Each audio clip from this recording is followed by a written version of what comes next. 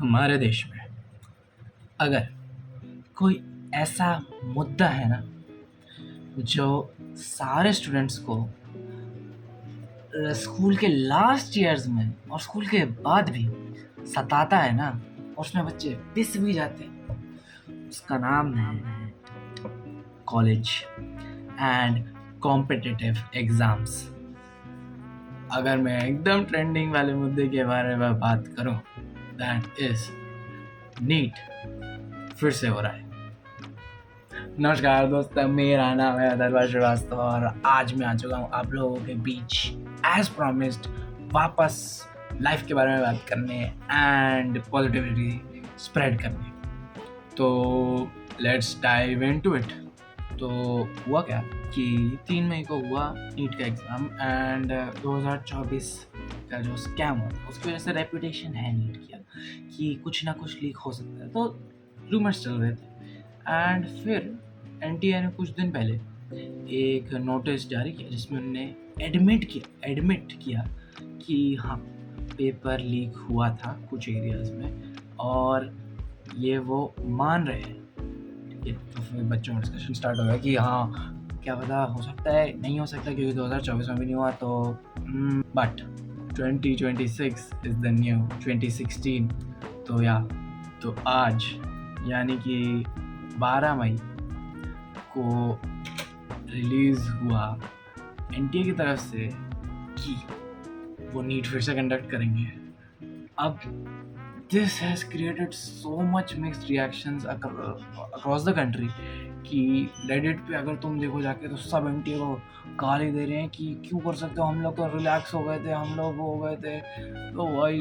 But there must be some students out there जिनका खराब होता और अब वो बहुत खुश होंगे क्योंकि उनको विदाउट ड्रॉप 1-2 महीने में फिर से पेपर देने का मौका मिल रहा है एंड उनको कितना टाइम बच रहा है पता नहीं।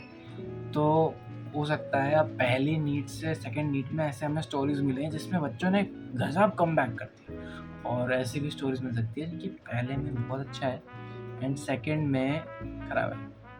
तो मुझे उन बच्चों के लिए बहुत जेन्युइन बुरा लग रहा है जिनने मेहनत से 650 के ऊपर लाए, ऐसे अच्छे मार्क्स लाए, और अब उनको फिर से वही हासिल के साथ अगेन लगना पड़ेगा 1-2 महीने फिर से वो करने के लिए।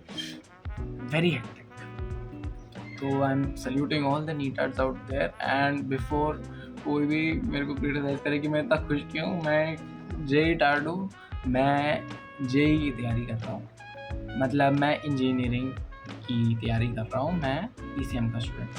तो लेट मी स्टार्ट विथ मेरा क्या चल रहा है। मैंने दिया JEE mains in January and April, उसमें मेरा बेस्ट आया 95.7 परसेंटाइल, 66,000 रैंक। बहुत अच्छा नहीं है बट बुरा तो नहीं है मेरे हिसाब से। तो या आई एम नॉट सेटिस्फाइड की, बट या मैं एडवांस दे रहा हूँ 17 मई को। यस, आई एम प्रिपेयरिंग थोड़ा बहुत, बट या फिर मैंने उसके बाद बिट सेट दिया जिसमें मेरे एवरेज आए, मतलब नहीं मिलेगा कुछ उसमें। फिर मैंने वीआईटी दिया, उसमें मेरी 17,000 रैंक आई है, तो फिर मैंने उसे अभी बैकअप की तरह।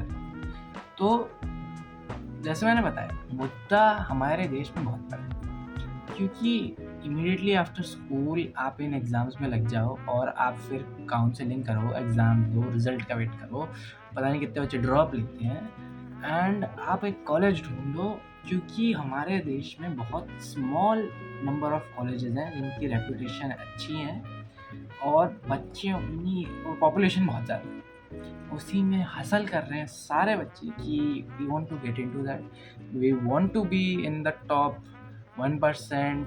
इनफैक्ट हमारे देश की पॉपुलेशन इतनी ज़्यादा है कि टॉप 1% होकर भी आप पता नहीं कितने बच्चों में आ जाते हैं कि उनको भी तुम इतने से कॉलेजेस में नहीं परोस सकते, पर कॉलेजेस टॉप वाले तो इतने ही हैं, सीट्स उतनी ही हैं, सीट्स बढ़ नहीं रही हैं। तो बच्चे को 12th के बाद हासिल करनी है कि वो ढूंढे, कॉलेज काउंसलिंग करे एंड हाँ, मैं शायद ज़्यादा रेंट कर रहा हूँ, बट या this is how it works.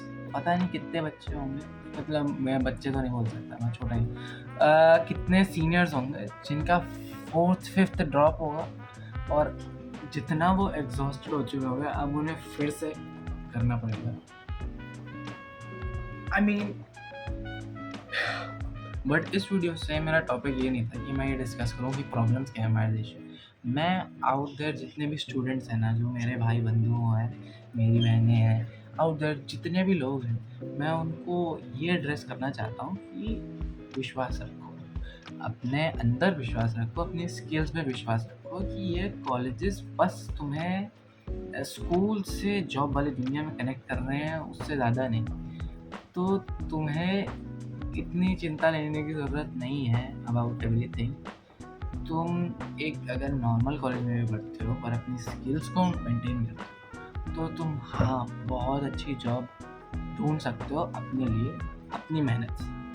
वो कॉलेज के नाम से जॉब नहीं आएगी, वो तुम्हारी मेहनत से जॉब। हाँ, जो बच्चे 11 12 ऐसी चीज़ों में मेहनत कर लेते हैं तो वो IIT पहुंच जाते हैं एंड फिर उनको मेहनत करने की आदत लग जाती है।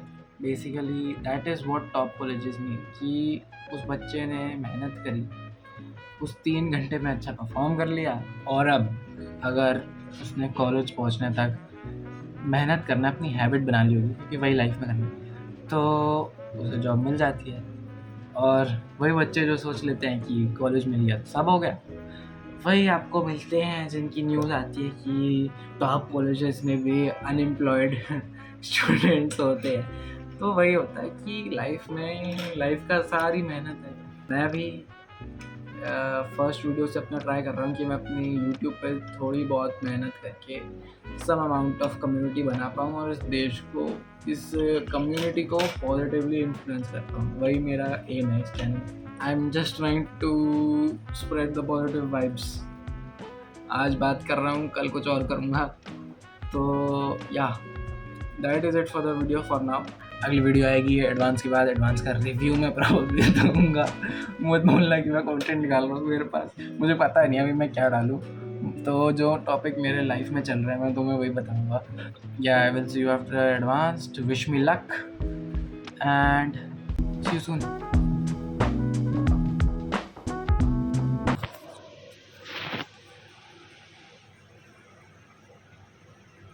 ओ वेट, बोर्ड्स का रिजल्ट आ गया तो